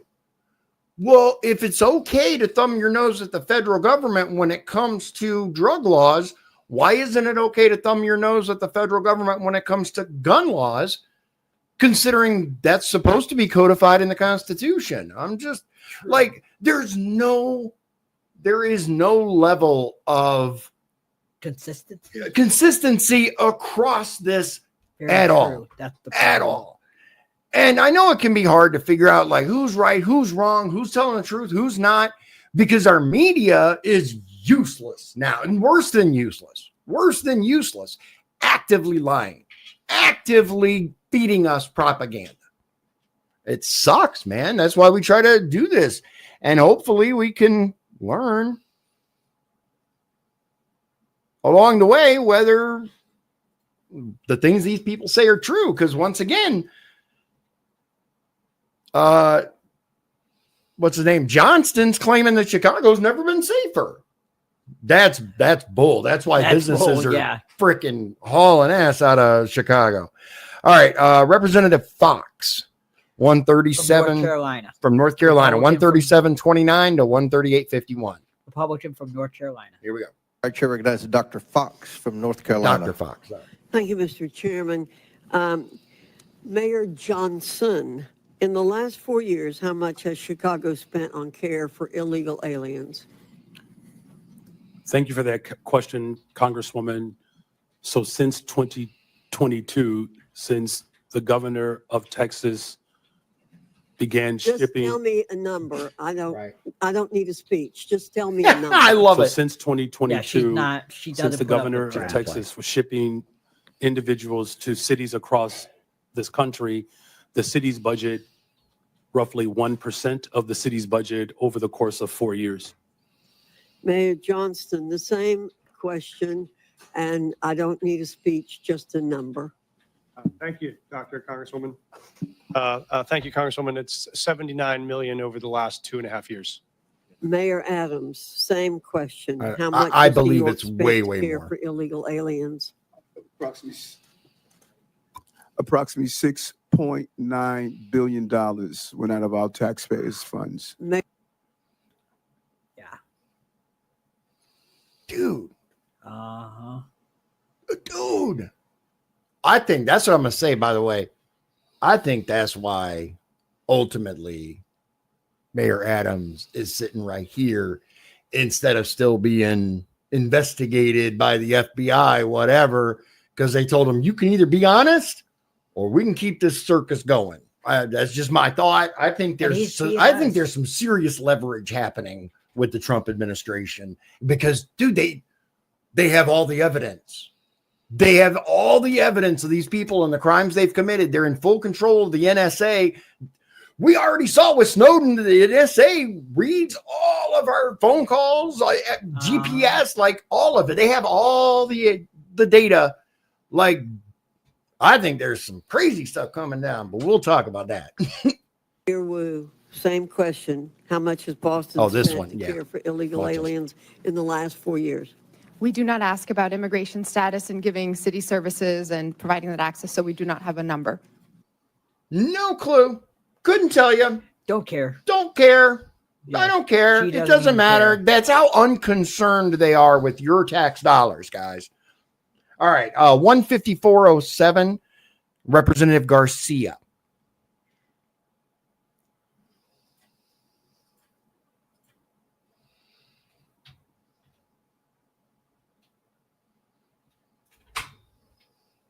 Do the policies that you know are best for your residents.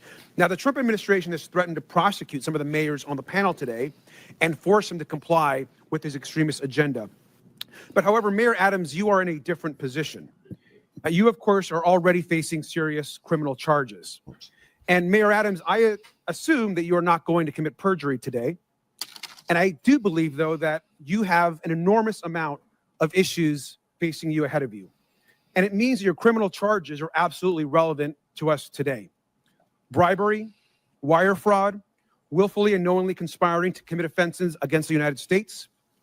Mayor Adams, you, of course, deny these corruption charges against you. Is that correct? Yes. Yes, Congressman. Thank you. Now, I understand that you are proven innocent unless you are guilty, but you also have, sir, a trust problem. That's not how that works. No. You're what? Hold on. I got to make do it. Hold on. Innocent? Hold on. Thank you. Now, I understand that you are proven innocent unless you are guilty. You are proven innocent unless you are guilty, guys. I think he misspoke, but still, I hope he misspoke. They might actually believe that. Who knows? No, I don't know. You're innocent until proven guilty. Right. Representative Garcia. Yeah, you moron. But you also have, sir, a trust problem. 4 of your deputy mayors have resigned. Now, this is serious, and Republican prosecutors agree that the evidence against you is ironclad, yet Trump's DOJ moved to drop these charges. Now, I just want to be just really clear and show this here. Now, look at how the Trump-appointed acting U.S. attorney who is prosecuting you described it.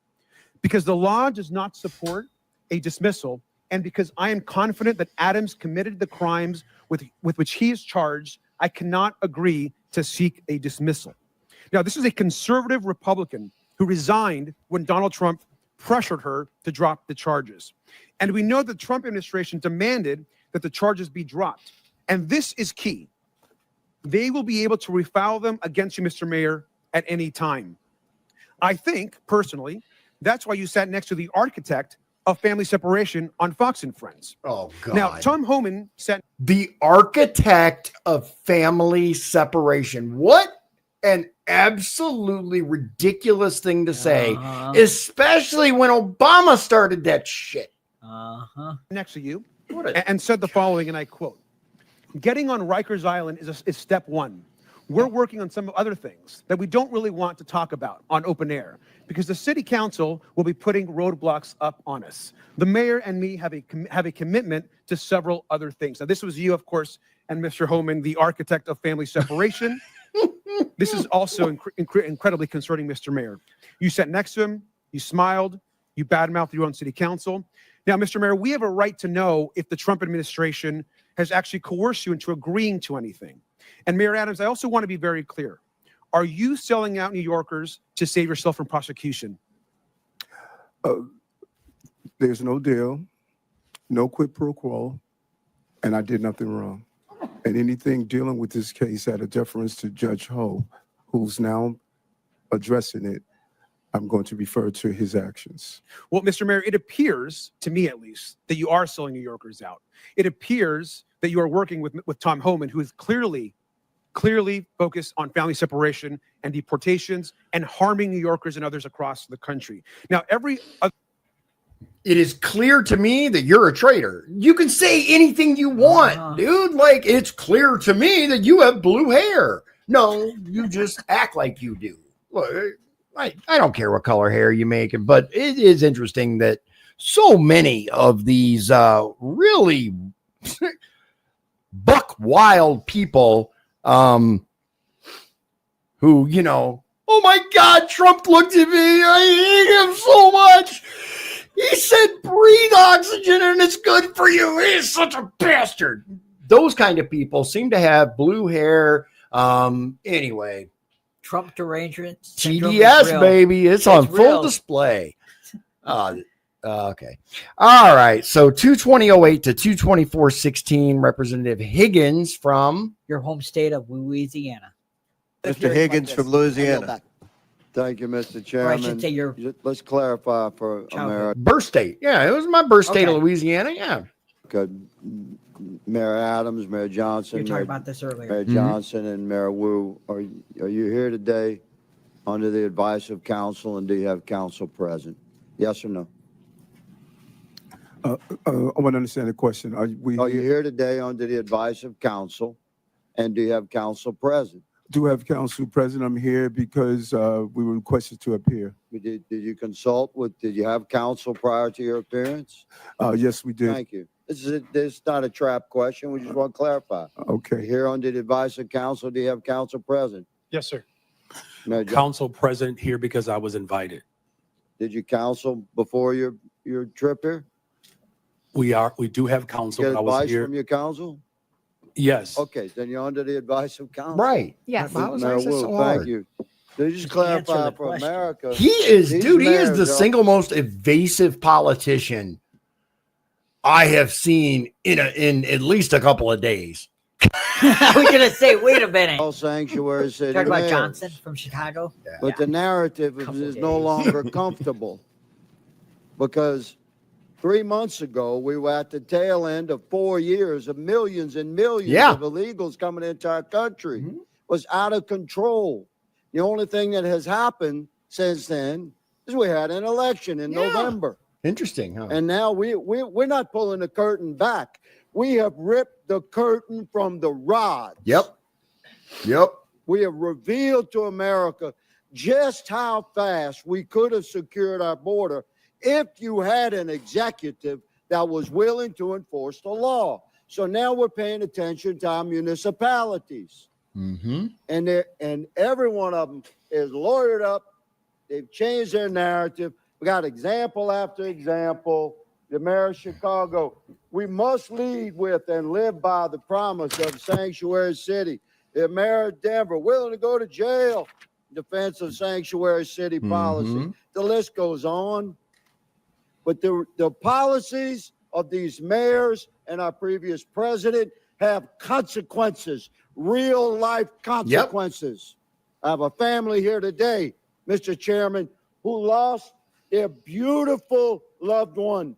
This young man was killed by an illegal immigrant in Texas that never should have been in our country. He'll never be here to raise his daughter, Anne Marie, to love and cherish and honor and uphold his beautiful wife, Olivia. And you mayors have responsibility, not just to your communities and the citizens you just want to serve, but by extension to the entire republic. And let me clarify, I was a cop for a long time. To honor the jurisdictional authority of another law enforcement agency, you do it every day in your city.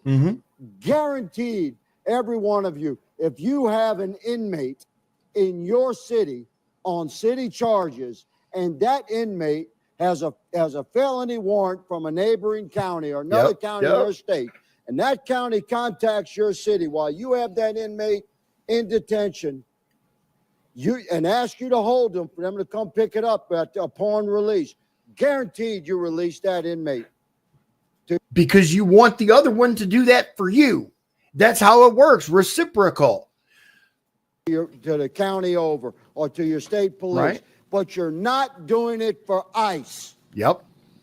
And ICE is responsible to remove millions of criminal, hard-edged criminal illegals from our country.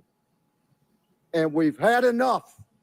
America's Oh, yeah, absolutely. With this betrayal of oath, and you'll be held accountable. One of you said you're willing to go to jail. We might give you that opportunity. Oh, you know what?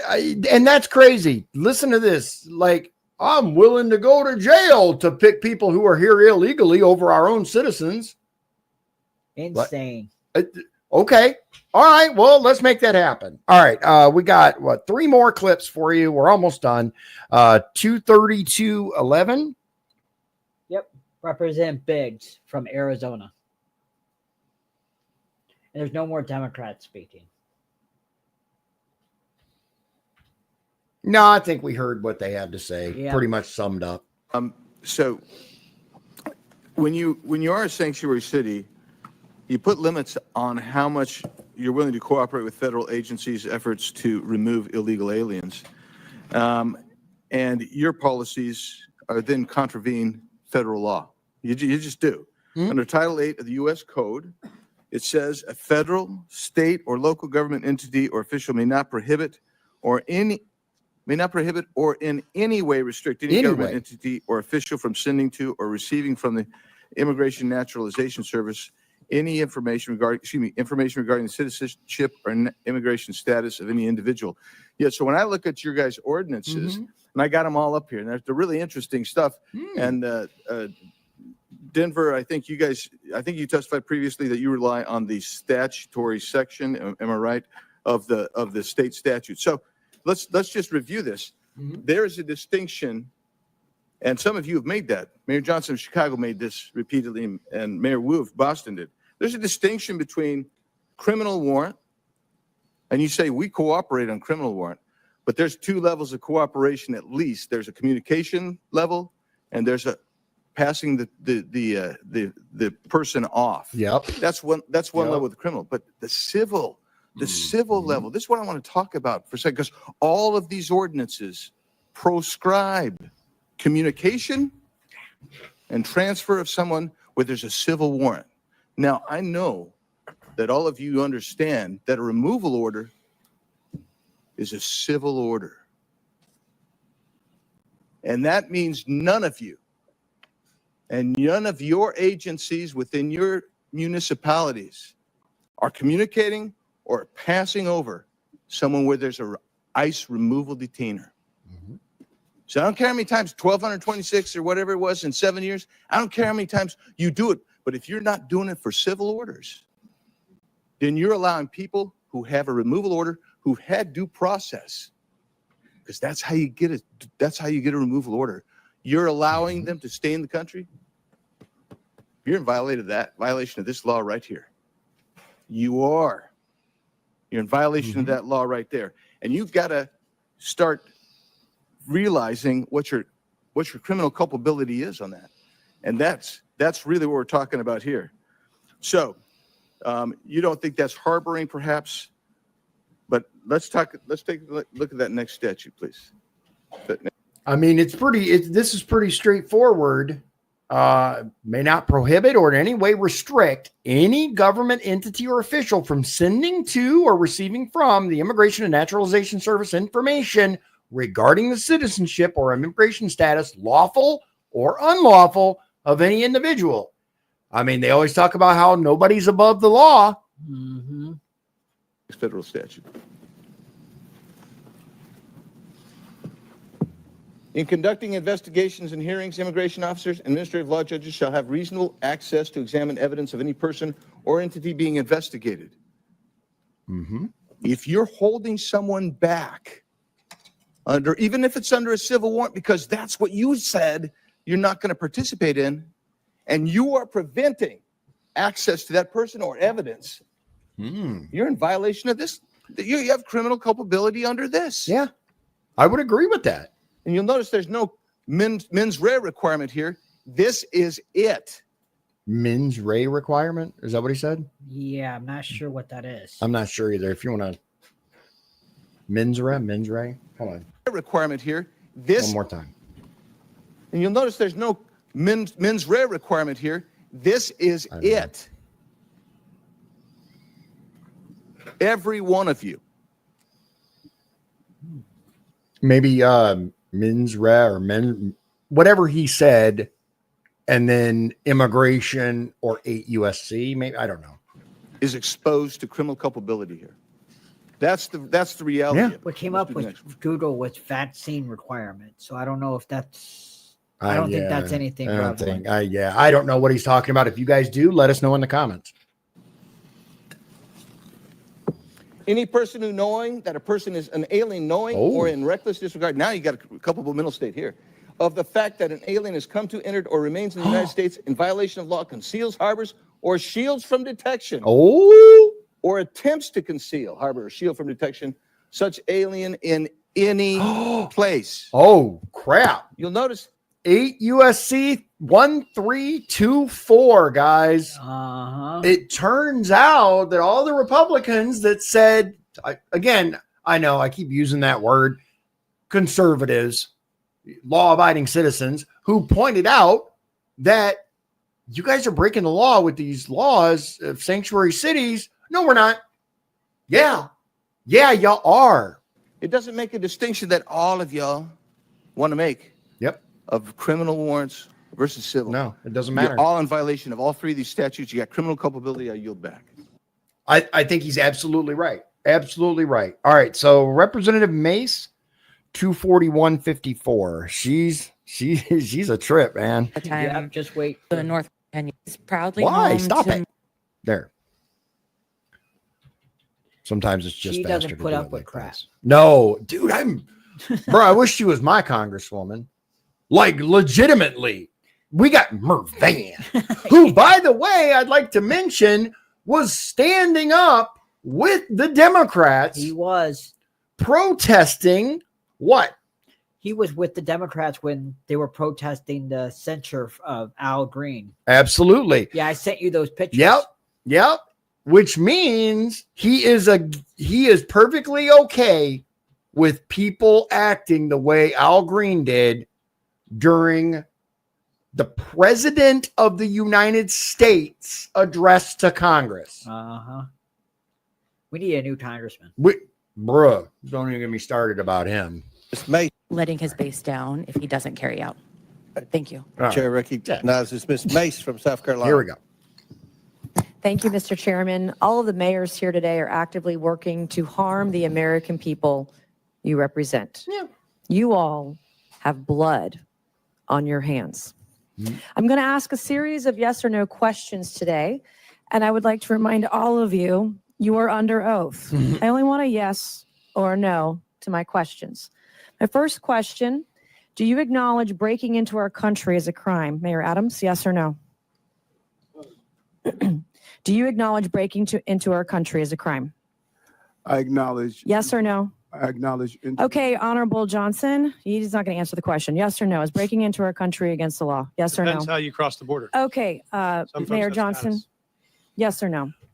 Comprehensive What? immigration reform policy. Oh my God, these people. Like, you won't answer the question. breaking into our country means entering illegally. When you break into somebody, if you're welcomed in, if you're invited in, you're not breaking in. But they can't, they just can't. They can't say it's a crime.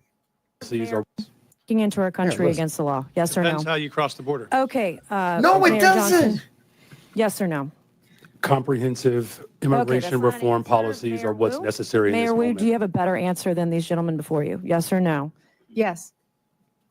Okay. Do you believe it's acceptable for illegals who commit heinous crimes be released back into the public instead of being detained and deported? Mayor Adams, yes or no? Anyone break a crime? Yes or no? This is not hard. Yes or no? Anyone that break a crime should be detained. Okay, Mayor. Yes or no? They should be deported. Okay, Mayor. Any individual that Yes or causes no? harm Yes or and no? breaks Okay, the law Mayor Wu. should be held accountable. This is why you have 6% approval rating, because you Yep. suck at answering questions. Mayor Wu? Yeah. Yes or no? Anyone who's a public safety threat should be prosecuted. All right, I have my next question. That reminds me, 6% approval rating There's a of reason. Chicago mayor. When an illegal alien rapes a woman, do you believe you're on the right side of history? Mayor Adams, yes or no? Can we say that question again? Okay, Mayor Johnston. When an illegal alien rapes a woman, do you believe you're on the right side of history? Yes or no? I will charge and prosecute them. Yes or no? Okay, well, okay. You said you would go to jail, didn't you? I will For charge and harboring illegal prosecute them. aliens or Right. something, Mayor Johnson? Right. Could you repeat your question, please? When an illegal alien rapes a woman, do you believe you're on the right side of history? Could you clarify that question? Okay, Mayor Wu, yes or no? No, rape is obviously Then horrible. why are you letting rapists back out onto the streets of Boston? That is not true. That is Okay. not what's happening in When Boston. an illegal alien molests a kid, molests an underage kid, do you pat yourself on the back for being compassionate? Mayor Adams? It's despicable and he should be arrested. Mayor Johnson? I prosecute folks that commit crimes like that. You guys let him out on the streets. Mayor Johnson? We arrest violent criminals in the city of Chicago. Mayor Wu? We investigate, arrest, and prosecute. You guys don't sound very confident today. No, they don't. Would your city honor an ICE detainer on an illegal alien who rapes kids if one was issued today? Mayor Adams? Yes or no? In conformance with law, we will honor detainers. Mayor Johnson? If there's a criminal warrant, we'll help them pick them up. If there's no criminal warrant, we'll honor a notification request. Mayor Johnson? Criminal warrants, we always cooperate with federal agents with a criminal warrant. Mayor Wu? Get a criminal warrant, we will enforce. A criminal warrant. I'm talking about an ICE detainer Mhm. Two different on things. an individual who's here illegal who rapes kids. Yeah. Do you all hate Donald Trump more than you love your country, Mayor Adams? Good question. I respect my president. I respect my Yes or country, no? and I You're having the respect hardest my time today. Senate. Right. Mayor Johnston? I love my country. Yes or no? I love my Okay. country. Mayor Johnson? As the son of a pastor, I love everyone and this country. Mayor Wu? I love my country and my city. Do you all, Bruh. are you all willing to go to jail for violating federal law? Mayor Adams? I'm not going to violate federal law, so I don't have to worry about that. Mayor Johnston? We don't violate federal law either. You don't violate federal law. We do not violate federal Is it law. violating federal law if you don't honor detainer requests from ICE? Absolutely not. In fact, the statute Congressman Biggs shared, we explicitly follow. The statute says you cannot prohibit city employees from sharing information about someone's status with the government. We do not prohibit that. Do you love illegal aliens more than you love your fellow country? Yeah, you don't prohibit it, you just prosecute them. That's what it said. I don't know. I don't know the laws in Denver No, I don't or the either. laws in Colorado, but if you guys live in Colorado, let us know. Is that the case? I'm not going to dig into it because I got enough of my own stuff to look up, but like, is that the case? I love all the residents of the city and county. Mayor Johnston, are you willing to go to jail for violating federal law? the city of Chicago complies with all laws. Oh, I highly doubt that. I Mayor Wu? highly doubt We that are not too. violating federal law. Mayor Wu, I have a last couple questions for you. Do you believe that ICE arresting a child rapist, quote, threatens everyone's safety, end quote? Yes or no? No. Does ICE arresting a murderous MS-13 gang member threaten everyone's safety? Yes or no? No. I would like to hold up this quote of you where you say ICE's efforts actually threaten the safety of everyone, end quote. Boston Mayor Michelle Wu. You're a hypocrite. Thank you, Mr. Chairman, and I yield back. Yeah. Yeah, you're a lying POS. All right. Last clip, guys. I know it's been a while. Last clip, and we're gonna do 3:15:44. So we jump ahead quite a bit. Representative Wuna from Florida. That's another one that's we'll have to keep a close eye on her because she's making waves, man. Is that the one that's on the board, the little task force thing for the Doge? no, for the JFK documents? And I think she is. I thought so. I think that's the same person. Let's see. Here we go. And it looks like it's about 4 minutes, give or take, and then we'll wrap up super fast because this took longer than I thought. It's Luna from Florida. Mayor Wu, does the Boston Trust Act restrict communication with federal immigration authorities regarding individuals' immigration status? Yes or no? We do not collect immigration status in law enforcement. I'd just like to point out, and Mr. Chairman, if I could enter the Boston Trust Act into the record. Mr. Chairman.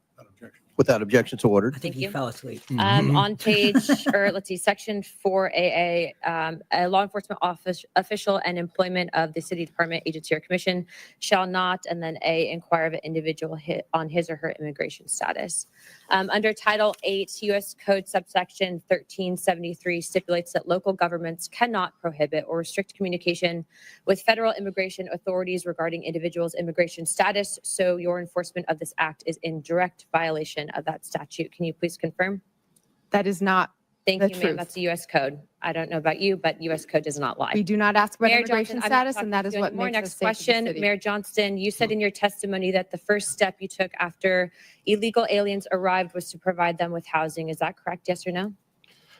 Folks that were on the streets freezing to death, we gave access to shelter. Yes, we did. Thank you. Not to be rude here, but you have a good understanding of what the definition of harboring is, correct? I do. Okay. For those that might not, harboring means to knowingly or recklessly provide shelter or place to stay for an illegal alien. And according to Title 8 of U.S. Code subsection 1324, that is also a federal crime. So just to make sure everybody's caught up, he just admitted on the congressional record that he harbored illegals because he didn't even contest that they were illegal. He said, we didn't know what their status was. We just knew they were hungry people or freezing people or whatever. Just to be clear, did you also say that you would be willing to go to jail to stop deportation efforts? I did say that I'd be willing to stand up for all of our residents, and the context was that was the point at which the administration was threatening to deploy the U.S. military to streets of our cities to Okay. pull kids out of schools and churches. Thank So we you. were worried about that. Thank you, Mr. Johnson. So, yeah, you Mr. did. Chairman, I'd like to enter into the record an article from CBS. Without objection to ordered. Thank you. In this, it says, Johnson said earlier this week that he's willing to use civil disobedience and, if necessary, going to jail to stop deportations.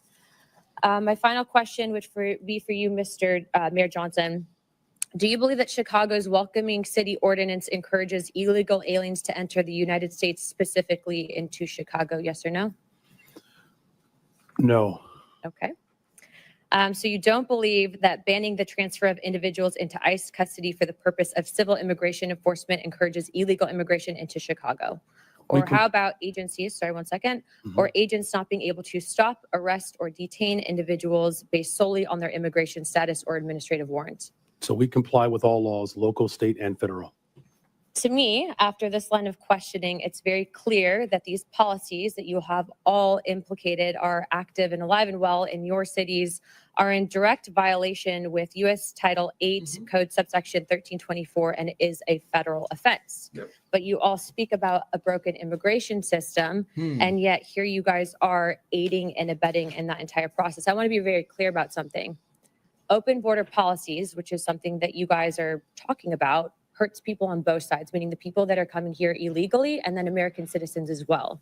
I do not think you guys are bad people, but I think that you are ideologically misled, which is why, unfortunately, based on your responses, I'm all going to be criminally referring you to the Department of Justice for investigation. And as soon as I leave here, these will be going over to Pam Bondi. I'm not doing that in an effort to bully you guys, but I do believe that your policies are hurting the American people, and you can make that known with the evidence that you can present to the Department of Justice. But if you guys continue doing what you're doing, you're not going to help anyone. You're going to hurt more people, and that's exactly why I'm tired of it. The American people are tired of it. And Chairman, I yield my time. We are tired of it. We are. We We're are. the people. Absolutely 100% sick to death of this, which is why President Trump won in the historic landslide victory that he did. And even Stephen Smith on CNN was like, here's a mandate. Here's a mandate. He's got a mandate.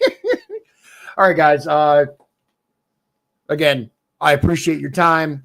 Thank you, Shawn, You're welcome. for doing this and cutting this down, because I didn't have 5 hours. I talked way too much during this, and I apologize for that. I get wound up, man. All right. We'll see you guys again real soon. God bless you. God bless Indiana, and God bless the United States of America. I hope you have a wonderful evening.